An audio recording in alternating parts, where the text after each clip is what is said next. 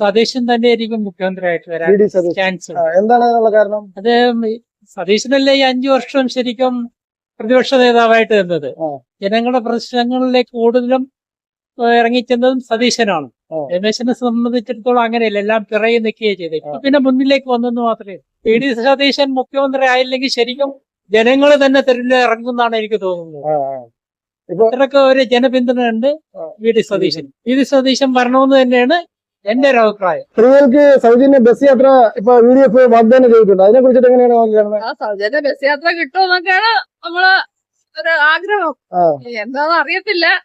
അങ്ങനെ വന്നു കഴിഞ്ഞാൽ സന്തോഷം തന്നെ. ക്ഷേമ പെൻഷനൊക്കെ 3000 കൊടുത്തു. പിന്നെ വിദ്യാർത്ഥികൾക്ക് പഠനത്തിനുള്ള 1000 രൂപ വെച്ച് കോളേജ് വിദ്യാർത്ഥികൾക്ക് നല്ല കാര്യമാണ്.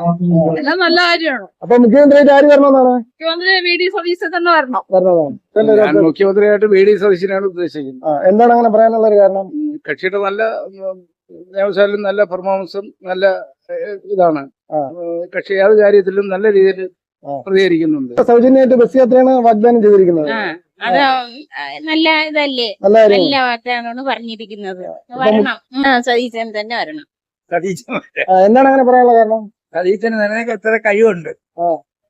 അപ്പൊ അയാൾ വന്നില്ല. ബാക്കി മത്സരമാണല്ലോ ഇവിടെ. മുഖ്യമന്ത്രി സ്ഥാനത്തേക്ക് ചെന്നിത്തല ഉണ്ട്, പിന്നെ വേണുഗോപാല്. അവരെക്കാളും എത്ര കഴിവുള്ളതാണ് ഈ സതീശൻ. അവര് പറഞ്ഞത് 1 മാസത്തിനകത്ത് ഈ മന്ത്രിസഭ രൂപീകരിച്ചതിന് ശേഷം 1 മാസത്തിനകത്ത് അവര് പറഞ്ഞ വാഗ്ദാനങ്ങൾ നിറവേറ്റുമെന്നാണ്. നിറവേറ്റില്ല എങ്കിൽ പിണറായിയുടെ അതേ ഗതി വരും.